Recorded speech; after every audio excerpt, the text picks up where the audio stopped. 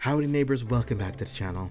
I wanted to give a huge shout out to all of you for supporting the channel. All 904 of you over the span of almost 400 episodes.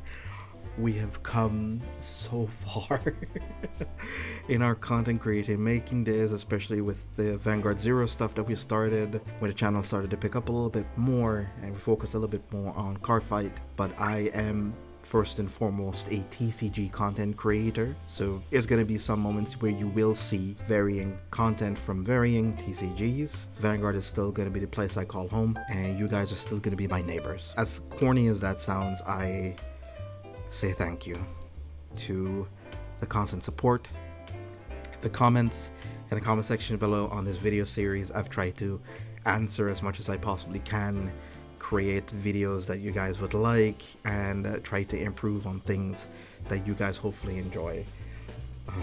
Thank you. Thank you again. Alter Ego the Messiah is a deck that we're going to be celebrating today as the 20th episode. 5 more days to go. It is a Crest variation of the deck. You can play it without Crest. It is not needed. You could then focus around Volcagode. A couple friends of mine from the UK are running different variations of it, and there's also friends in my friends group, but this is mine, and I hope you guys enjoy it. Alter Ego Messiah, GB2 skill of whenever a card is unlocked, beat your opponent or yours. You can Soul Blast one and draw a card. It does not once per turn. When you G-unit strides during your turn, you can Counter Blast one to lock one of your other rear guards, and then choose one of your opponent's rear guard and lock it. Choose any one of your Vanguards and it gets plus 5k until end of turn. And it's also a History Stride unit. As a main grade 3, Ideal Ego Messiah as a one-of in our deck. We don't use it for the Vanguard skill. For the most part, choose a card from your hand and put it on your rear guard as lock once per turn. When this unit is placed on Vanguard or when your G unit strides, you pay the cost. You draw a card and then choose your Vanguard and it gets 5k. Then Soul Blast 1, lock this unit to end the battle that this unit attacked. If your Vanguard is grade 3 or greater Messiah, so it needs to have the racial name of Messiah, pay the cost. If you do, look at top 3 cards at the top of your deck. You put a card face down as lock. Use it mostly as an attack extender. You don't ever really ride into it. Alter Ego Neo Messiah with its GB2 skill of end of turn. If a card was unlocked during your turn, you Soul Blast one to draw 2 cards. The other skill is when you stride a Messiah G unit, racial name, then choose a card from your hand to call it to rearguard circle, and then you choose either yours or your opponent's rearguard and lock it, allowing you to set up for certain effects that you might need. That's it for our grade 3s. Lady Defense for Matter Transmission.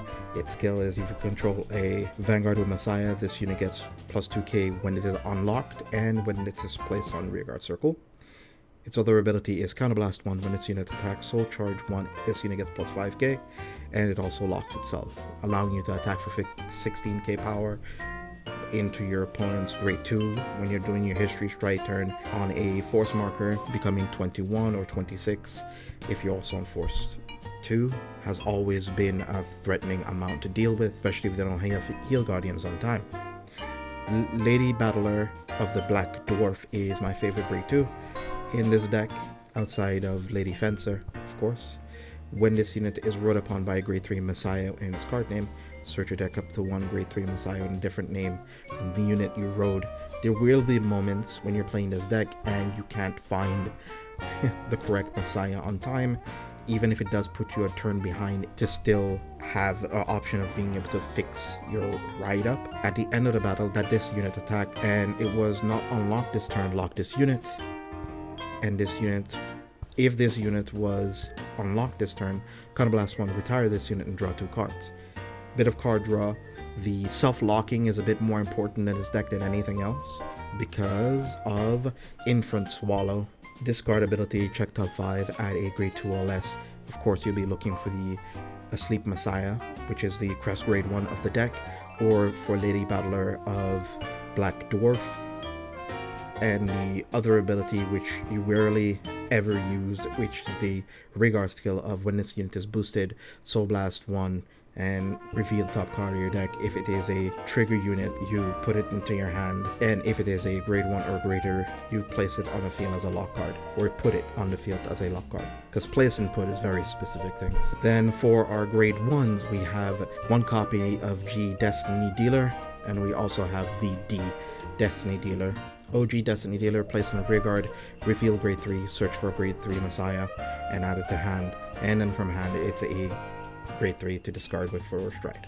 And then Destiny dealer has the continuous skill, which is the same as the G Destiny dealer, allowing you to discard as grade 3 for stride.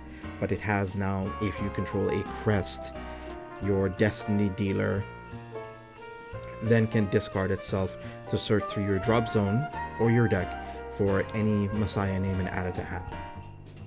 Asleep Messiah is our Crest.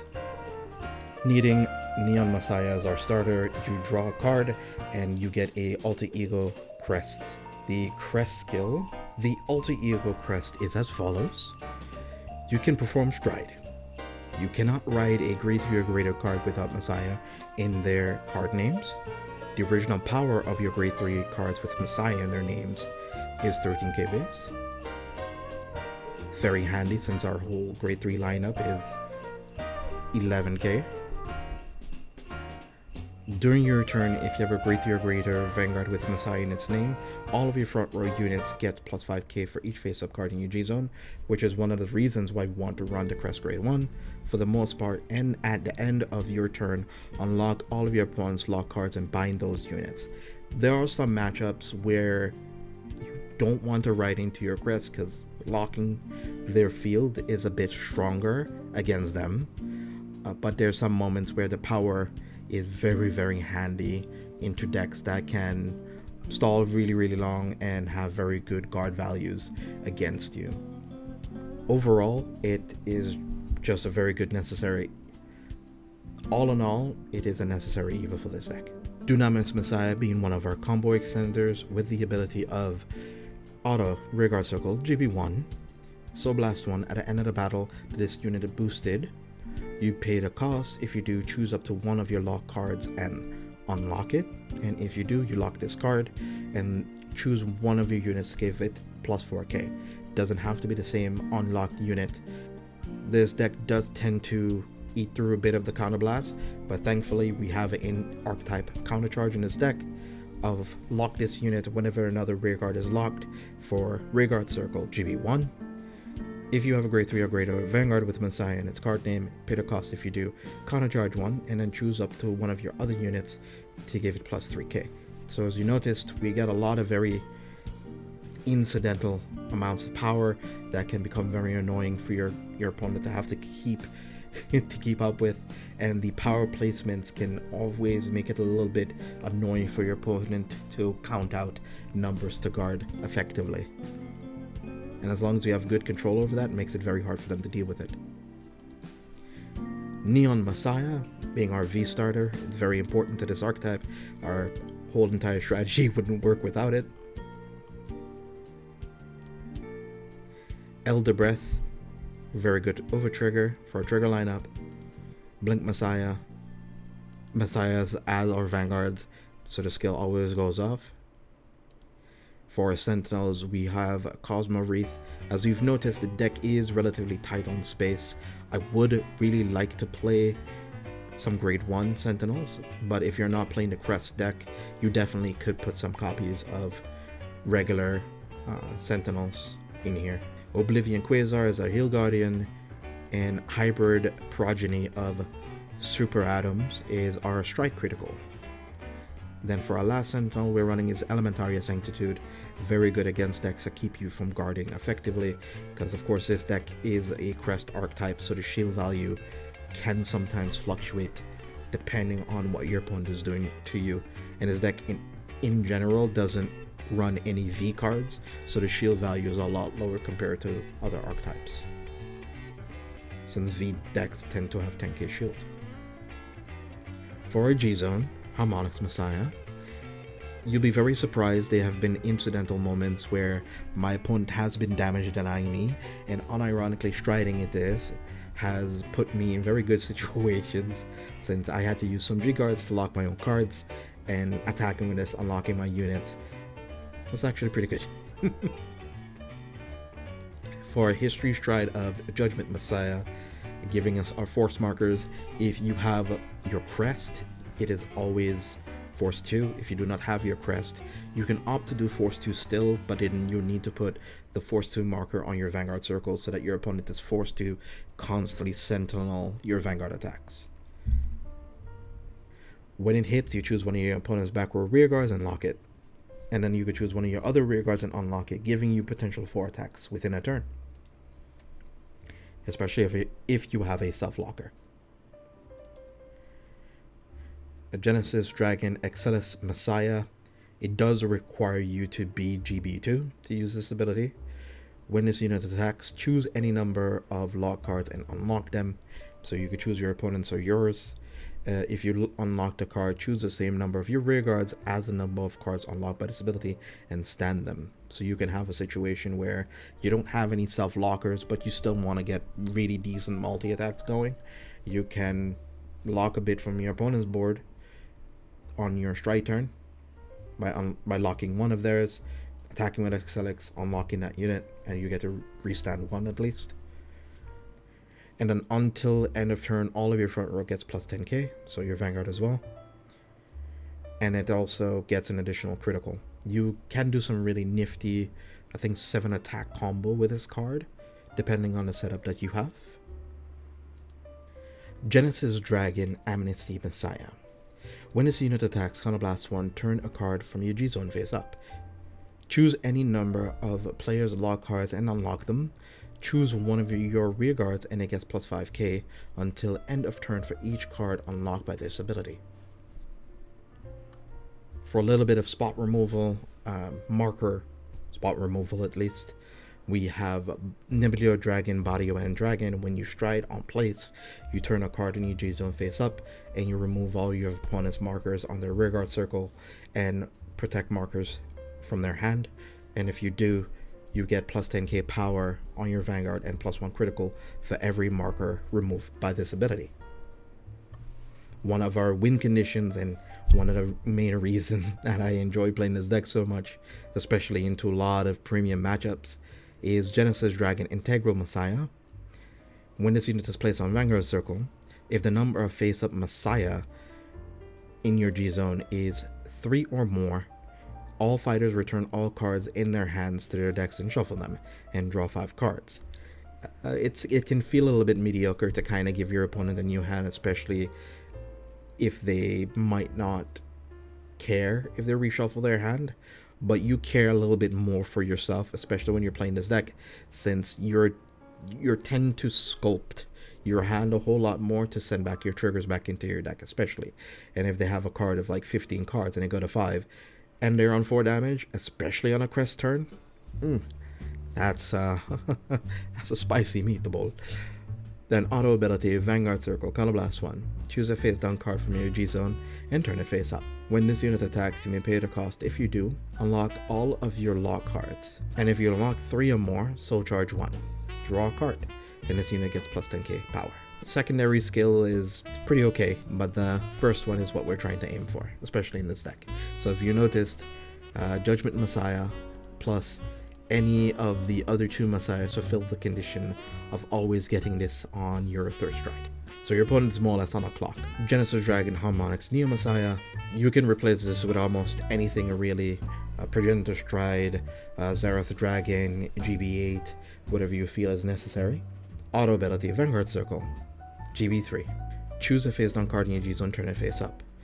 When this unit attacks, if you have a hard card that is a Messiah, pay the cost. If you do, unlock all cards and choose all of your unlocked units and they get plus 5k until end of turn, and this gets 5k for every card that was unlocked. If the number of cards unlocked with this ability is 5 or more, your opponent can't call grade 1s or greater cards from their hand to the Guardian Circle until end of battle. This used to be very scary during the era where a lot of people used to be just running grade 1 Sentinels, and I think it was during the G era anyway. It was like at the end of G, but this was a very scary card for its time. I still kind of like it, especially in situations where opponent is damage denying us and I still want to try to get to integral the turn after. This allows me to do that without committing too much pieces for my hand. For a little bit of board control, we have Genesis Dragon Trans Els Messiah. On place, Counterblast 1. Turn a copy of this card face up, and if you do, you unlock any of your lock cards, and your opponent locks any of their unlock cards, and vice versa. So you basically do a little musical chairs of lock cards, and that's it. That's its ability. It doesn't target, which allows you to get around cards that have resist effects. Genesis Beast Destiny Guardian, with the ability of when this is placed on Guardian Circle, choose up to 2 of your opponent's rear guards. Genesis Beast Destiny Guardian, you can choose up to 2 of your opponent or your rear guards and unlock them. Works very, very well with our GB2 skill of Alter Ego Messiah, especially if we're passing our turn to our opponent and we have a little bit of their board locked down. We can Soul Blast 2 and draw a card, especially if we end up using a G guard to lock their stuff and then using another G guard to unlock. Just feeding our Crest and just getting more resources out of our opponent's hands potentially next turn. Our other G Guardian is Terminal Ending Darkness Big Ripper, with its ability of when this unit is put on Guardian Circle, Soul Blast 1, lock 1 or more back row rear guards, and this unit gets plus 10k until end of battle. If you have 2 or more lock cards, you draw a card. Large Wheel of the Cosmos, Cosmo Wreath, has a tiny bit of field control as a Geo Guardian. When this unit is placed on Guardian Circle, pay the cost of Counterblast 1.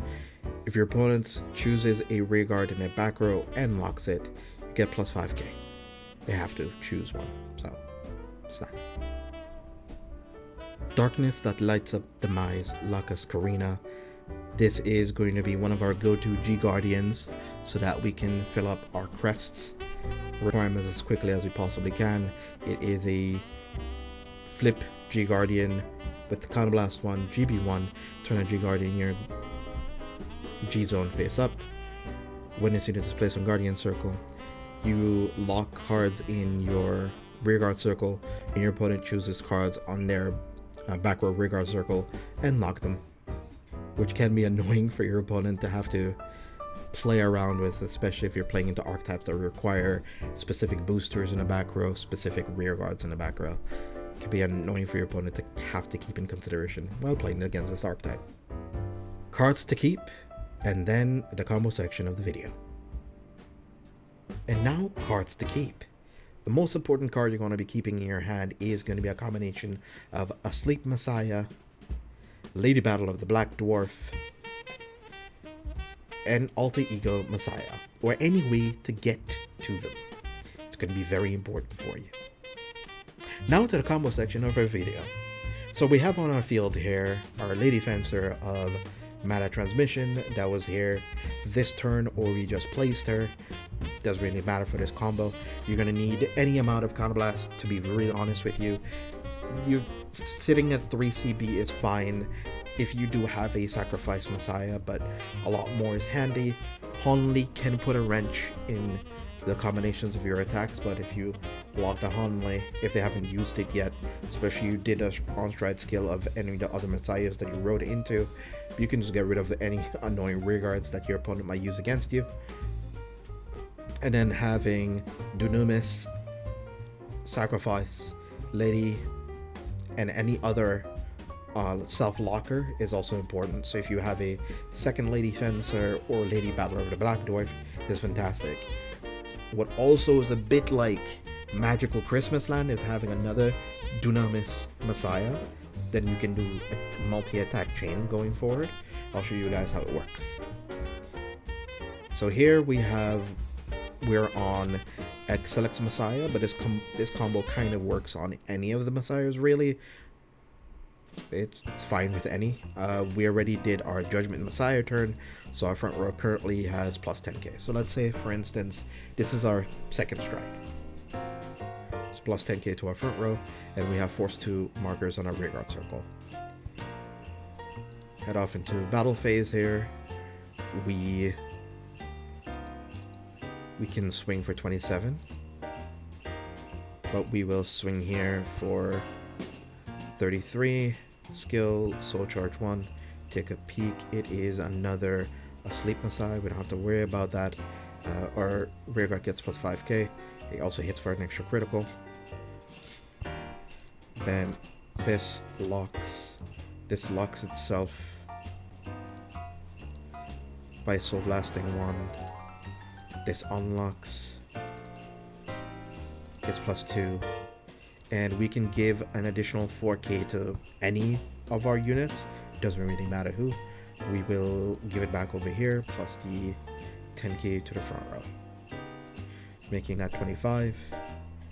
Then it's going to be another plus 5 here, so charging 1.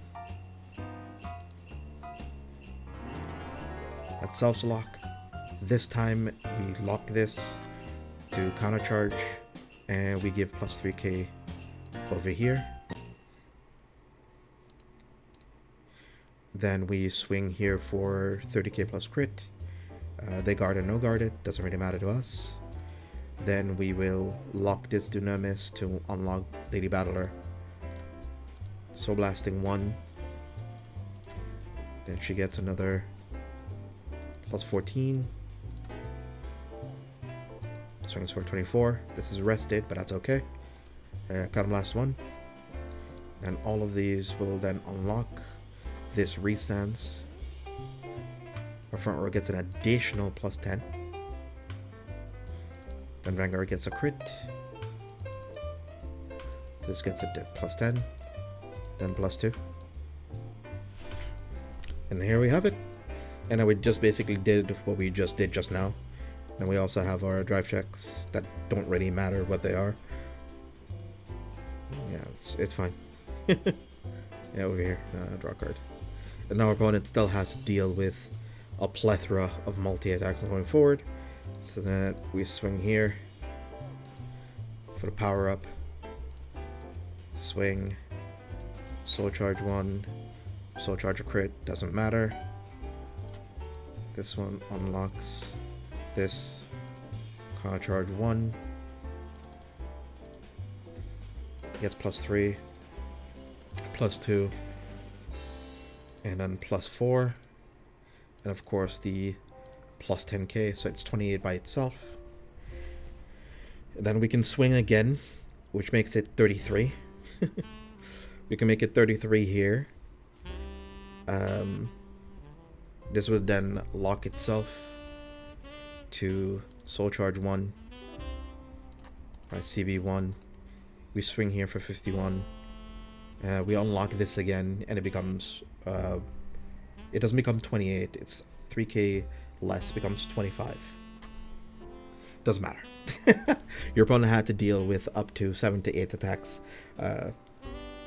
hitting him with double crit with over 40 to 50k power with only 10k extra power from your Crest skill.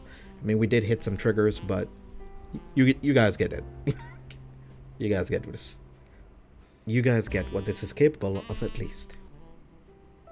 For the rest of the combos, you're gonna kind of need to figure it out yourself, or look up some pretty awesome content from a certain yellow card TCG player who also plays a whole lot of Brand Gate decks, and you definitely enjoy his content.